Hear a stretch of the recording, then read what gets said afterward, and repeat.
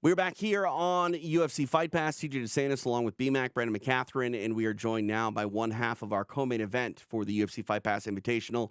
It is a standout, the highly decorated and highly qualified Yuri Simōes, kind enough to join us. Yuri, how are you? I'm doing pretty good. How are you? We're very good. We're looking forward to seeing you, take this UFC Fight Pass Invitational stage coming up here on December 10th. You're a guy that has grappled all over. You've, performed well, succeeded on the highest level. But now coming into this FPI stage, I'm sure you're not one that's afraid of the bright lights or necessarily gets butterflies. But does it mean something to you to be, fighting on a platform where the UFC has attached its name?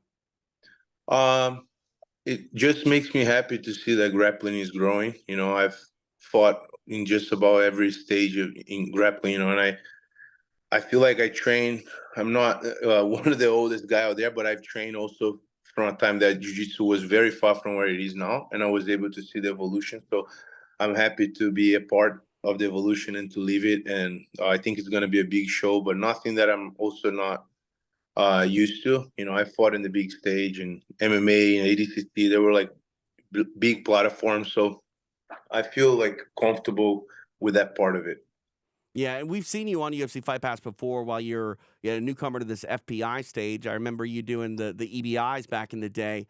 Mm. So I think the fans that are watching you, whether it be on Fight Pass for the first time or if they've seen you in the past, they're obviously very familiar with yourself, and you're familiar with your opponent. You're taking on Nick Rodriguez.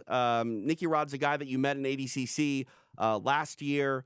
He remembered a match that you guys had a long time ago. Do you remember your prior meetings? Do they stick out in your mind? Do I remember what? Sorry, my meeting Your with him, previous, my yeah, match. your previous matches Yeah.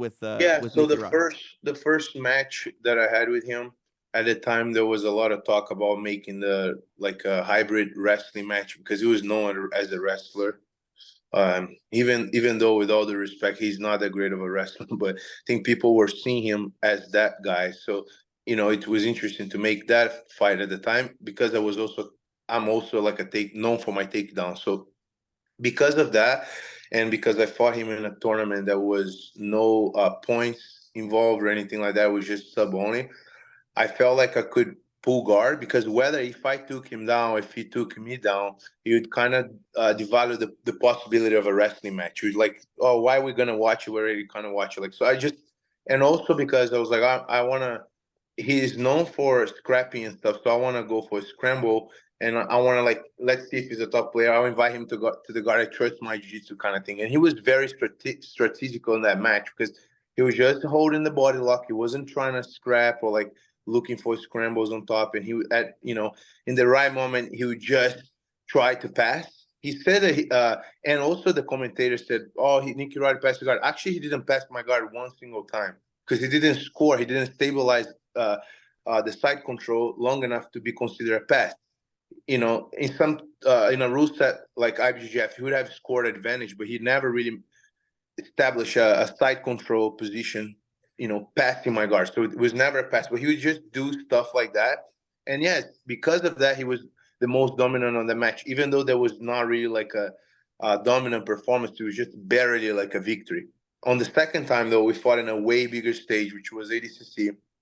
And then I was like, okay, if he wants to pull me guard now, he can do that, or I'm gonna try to take him down. At that point, there was no more talks about making a wrestling match or anything. So I completely out wrestled him. I was in a way better shape. I feel like even if I were to play the same game I played in the first match, I would have gotten the best out of him and beating him on that match. So coming up for this match, let's see. I feel like we wrestled one time. I pulled him guard one time. Maybe it's his turn to pull guard to show how great his jiu-jitsu he has. So let's see. Is that a challenge? I'm always down for a challenge. Always. BMAC, you got anything for Yuri Simōes? Well, I'm interested in hearing how you're approaching the match. Like, what does your training look like heading into this match? Obviously, you're one of the most decorated ADCC champions that we've ever had, and you're going to Yeah. be coming So in. Go ahead. no, sorry. You can carry on with your question. My no, bad. no, I'm ready. I'm ready to hear from you. Yeah. So it's not really different from anything I've been doing ever since I became like a professional grappler. Ever since I started fighting in the big stage and competing worlds in the black belt, all that intensity in training is the same. It's just a little bit more specific to the rule set, so the timing and stuff like that. But it's already kind of like similar to ADCC rules anyway, in a way, when there's points involved. And I beaten him without even having to train specifically for him. Like in last ADCC, you don't know who you're going to fight against ADCC. You just train to do your best to go there. And, in that specific tournament, he didn't even find out about my opponents until 5 minutes before. I told Kyle, don't tell me about the brackets. So I only knew I was fighting him 5 minutes before, and I went there and I beat him. So now I just have more time to prepare specifically for one guy. So we'll see what happens. I mean, as far as my training goes, I always push my best pace in the training room. I'm the kind of guy that tries to be first in the room and the last one to leave. And I do my conditioning. I've always consistent with that. So I'm ready, man. If we're gonna go there and grapple, I think his game, it's also already kind of like good for my game. Like he's known for his takedowns and his first stuff. Well, I'm a better takedown player than he is. So it's already starting bad for him from there. So as long as I'm in a good shape and I feel like myself and I'm ready to go for like a battle, I think things will go well. I'm very confident on that. Is this something where you're planning to come out and like push the pace early, or are you thinking like play the strategy, win the game? I mean, I don't know if it's smart for me to be so specific about my game plan, because obviously he will be able to see that and stuff. So I wouldn't go as far as like being so detailed about my strategy and stuff. But I think like whatever the match goes, I'll be good. I can respect that. I will ask you though. Obviously there's a goal to win, but without giving away anything too much, Yuri. Is there one thing that you want to do in this match that we can expect? Is there any sort of tactics that you plan on imposing in a way where we can go like, oh, this is going to plan for Yuri Simōes? If I get on top of him, he's done.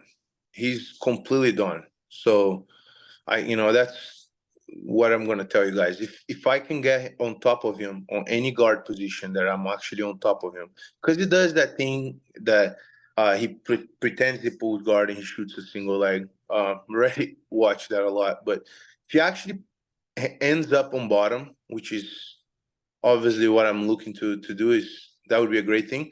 He's done for sure. All right, very confident Yuri Simōes, who hits the UFC Fight Pass Invitational number 5, coming up here live Sunday, December 10th, exclusively on UFC Fight Pass. Yuri, we're excited to see you take the Fight Pass Invitational stage, and we should be in store for a good one with you and Nicky Rod. Thanks for having me, guys. Yeah, I'm as excited as you guys are, so it'll be a show.